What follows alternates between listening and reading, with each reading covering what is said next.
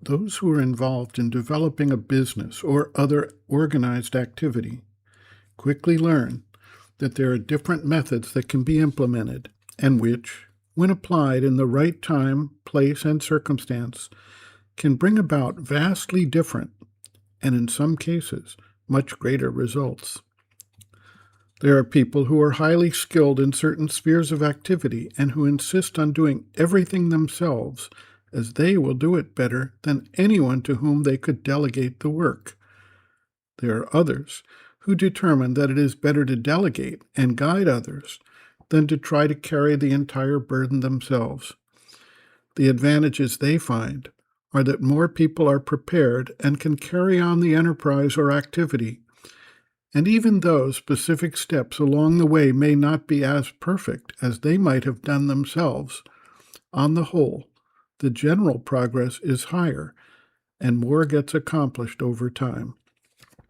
The people carrying out the processes struggle, have setbacks, make mistakes along the way, and yet they learn and grow both as individuals and as participants in the larger process.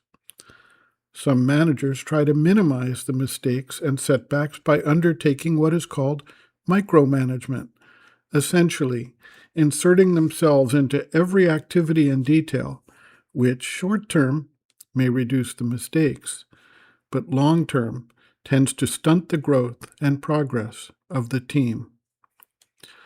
Once the team has grown and developed, its ability to carry out a new phase of development will be far in excess of that sole individual who tried to do everything himself. This is, however, not to demean the importance of vision, leadership, and direction.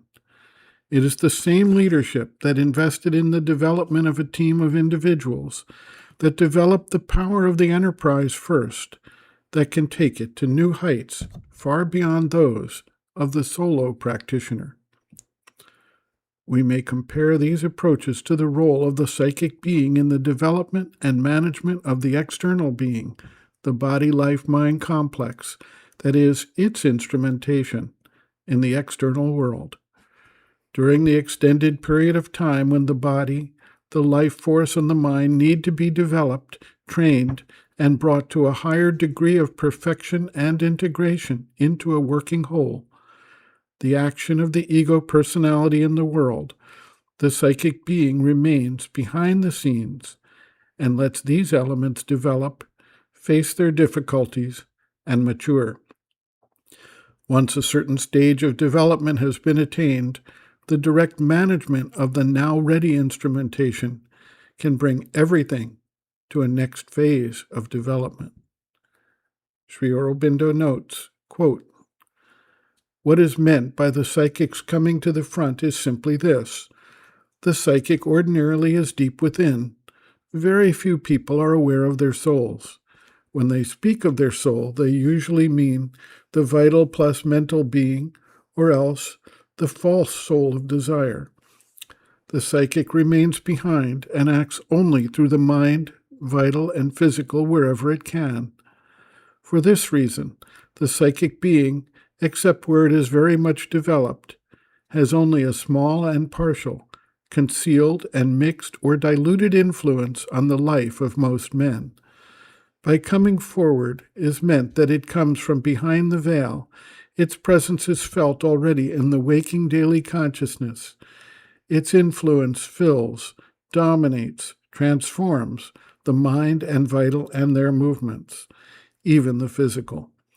One is aware of one's soul, feels the psychic to be one's true being. The mind and the rest begin to be only instruments of the inmost within us." End quote.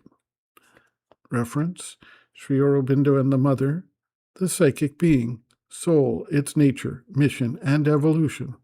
Section 4, The Psychic Being and Sadhana, page 111.